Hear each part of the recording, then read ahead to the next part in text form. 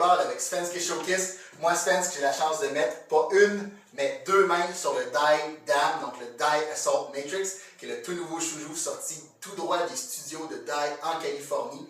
Donc, un marqueur de speedball, le DM13, qui a été modifié pour les joueurs de Rec-Ball et de Nilsim. Présentement, j'ai la version noir et olive. Le marqueur se décline en 4 versions, donc le noir olive, noir tan, noir ou die-cam.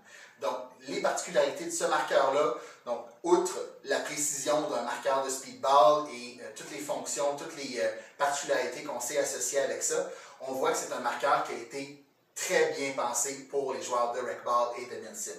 Premièrement, au niveau de la prise en main, de la balance, du ballon du marqueur, on a quelque chose qui est solide. On n'a pas l'impression d'avoir un jouet Fisher-Price dans les mains, ça je peux vous le garantir. Autre particularité, donc au niveau, c'est certain, de la crosse qui vient avec, ajustable en plusieurs positions. On a un marqueur qui est mag-fed ou hopper-fed. Présentement, le hopper n'est pas monté. Vous voyez par exemple une petite porte noire qui s'assure qu'on ne rentre pas de saleté dans le marqueur pendant ce temps-là. Si cependant vous décidez de monter le hopper dessus, passer d'un mode de chargement à l'autre, c'est simplement qu'une question d'activer cette petite slide-là pour utiliser le terme français et vous passez d'un mode à l'autre. Au niveau des mags, chose intéressante, on a un mag release qui est ambidextre. À la base, vous allez recevoir 3 magazines. Un qui est en fait une trousse à outils qui est drôlement complète. Puis 2 magazines qui vont vous permettre de tirer 10 balles, donc 5 plus 5. Donc au niveau du magazine, première particularité, on voit encore là que ça a été très bien pensé. Pas de clenche à activer, pas de ressort à craquer. Vous rentrez vos balles et une fois que c'est fait, vous avez un petit bouton sur le côté qui ferme une porte, qui s'assure que vous ne rentrez pas de saleté puis que, que vos balles sont prêtes à tirer au moment où vous l'êtes. Quand vous rentrez le chargeur finalement dans le marqueur, la porte s'ouvre par elle-même.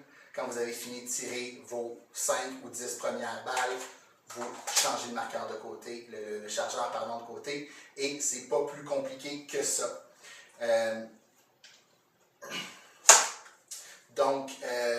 Voilà, présentement, jusqu'au début 2013, vous avez en prime dans votre package qui est déjà pas mal complet. Vous avez le shroud à l'avant, vous avez le handguard, vous avez la crosse, vous avez les 2 marqueurs. Présentement, Dye vous donne aussi leur fameux Eyes On, qui est un red dot qui va superposer dans le fond. Donc, pas besoin de batterie, pas besoin d'alimentation.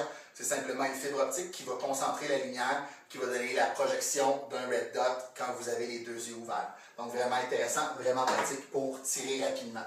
Donc, il va sans dire que j'ai très hâte d'utiliser moi-même ce petit marqueur-là.